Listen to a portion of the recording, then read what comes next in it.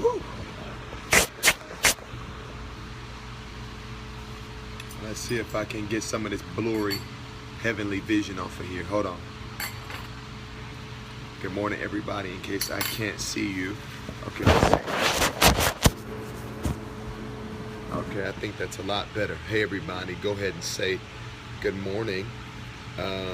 Thank you for those of you that are inviting your followers. Evangelist 5210, Vanita, hello.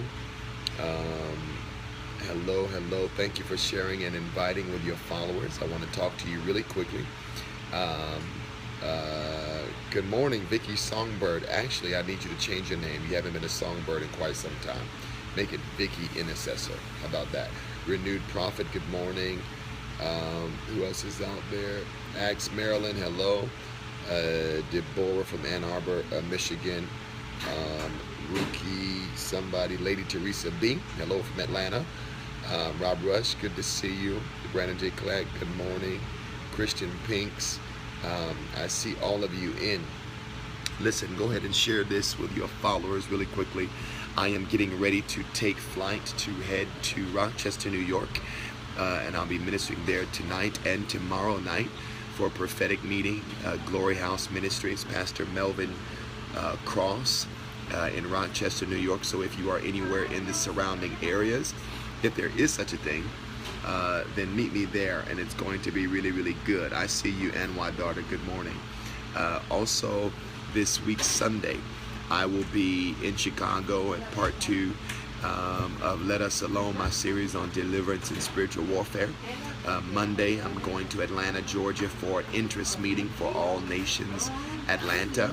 And then next weekend, I'm getting ready for Deeper Still, my praise and worship and singers and musicians meeting here in Chicago. So all of that I've got going on. Thank you for your prayers and your support. I've been harping on this subject of training, and most of you were with me. I did 3 periscopes yesterday on the subject of training, and I highlighted some of the things that training brings. So today I'm going to give you some insight about the way to get to the next level of anything. Obviously, it is platformed on training, as training, and in training.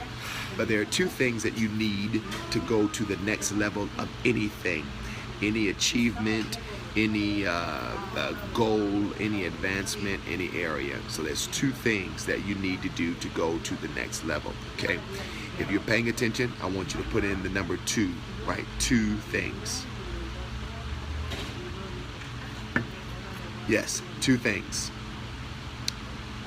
Without question, nobody's exempt. There are 2 things you need to do and know when you're attempting to go to the next level. This is applicable in marriage, in ministry, in business, in friendships, in your career, in your education, in your weight loss, in your weight gain. 2 things. The first thing you need to go to the next level, and as I said before, this comes by training, in training, through training, but the first thing you need is access to the next level of information. You need a different level of information. Everybody is limited by what they know and by what they understand. And if you don't challenge your comprehension by giving yourself or allowing yourself to be exposed to a different level of information, then stagnation is inevitable. Obviously, you've got a point of stagnation. That is a possibility if you don't apply what you know, but you still got to be immersed, exposed to the next level of information. A person who has no value for information should never be trusted with responsibility. If you are not somebody who has a level of respect and regard for information and more information than what you're used to, then you cannot be trusted with responsibility. The wrong thing to be content with is what you know or what you have learned. Often, any real educator will tell you that it's what you've learned that's in the way of what you need to know. So you have to be open to, you have to have respect for the next level of information. This is, of course, what makes training so important. The second thing you need, this is point number 2, to go to the next level of anything: business, family, relationships, ministry, money.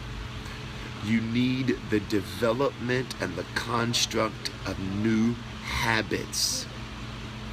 I believe for many of you watching me, the Spirit of God has probably had you in something where He has tried to get you to develop new habits.